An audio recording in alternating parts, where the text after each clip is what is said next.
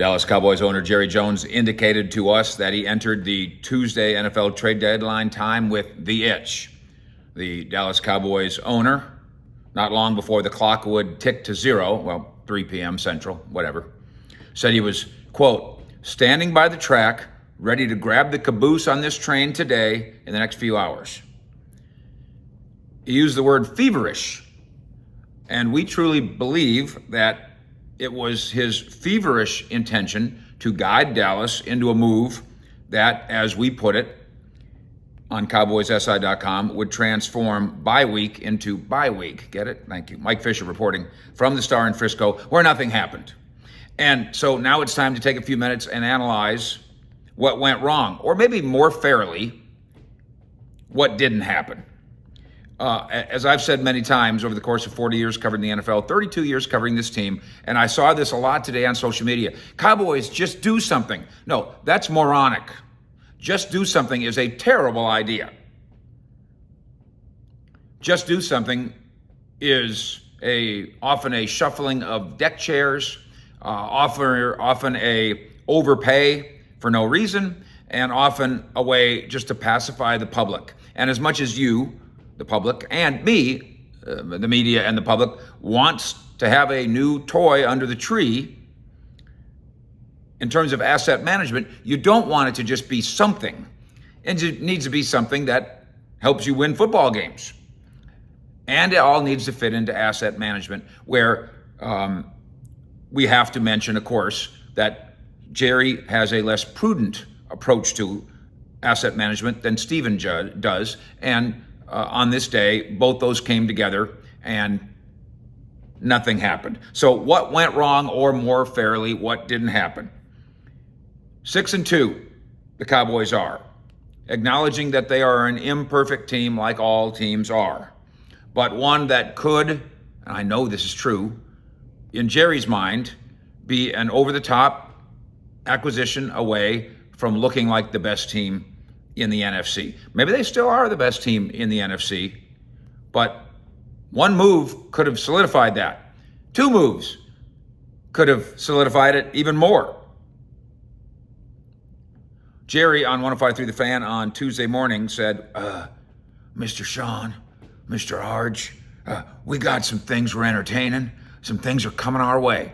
So there were offers, there were conversations, there were explorations. I can tell you the Jonathan Hankins trade, which we'll get to in a minute, the Cowboys made that call. The Raiders were not going to trade Jonathan Hankins. That's according to a source inside the Raiders.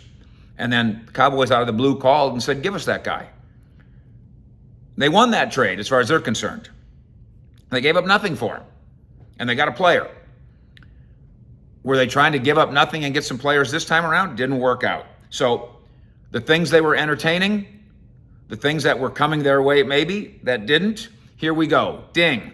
Trade for a wide receiver. Well, Chase Claypool cost the Bears a second rounder to seal the deal with Pittsburgh. Houston never budged on wanting at least that much for Brandon Cooks, and justifiably so. And the money thing wasn't going to work out in terms of being able to reduce the salary or have Houston pay for some of it. That could have happened Monday. The deadline on his deal to do it expired. So you would have had to bend $18 million receiver last year. Bad idea? I didn't think it was that bad idea. Second round pick and $18 million? Cowboys did not bite. The kooky Calvin Ridley trade.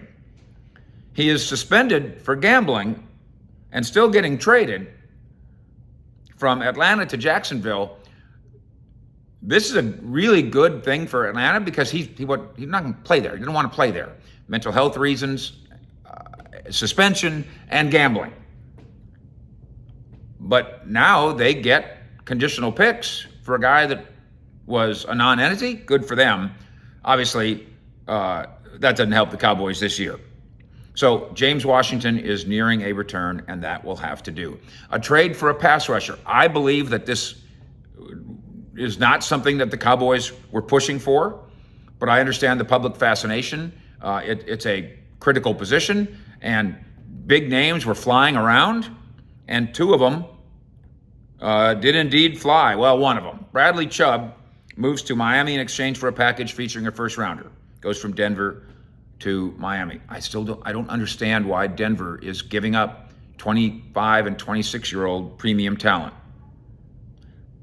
But they did.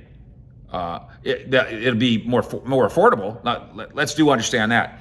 The first round pick that you get from Miami, his contract will be more affordable than Bradley Chubb's was going to be. He's up, so it was time to pay him or say goodbye to him. And so, yeah, for the next 5 years, you'll get a different guy in his place that you used your first round draft pick on that you got from Miami. How high will that pick be? How good will that pick be? Is he going to be Bradley Chubb? Probably not. We also know that Brian Burns, the asking price on him in Carolina was 2 first-round picks. So no, you're not going there. In terms of moving on defensive ends, the Cowboys couldn't even get anything done with moving Terrell Basham. So they actually end up having too many pass rushers here, if there is such a thing. How about a trade for a cornerback? We've thrown out a couple names.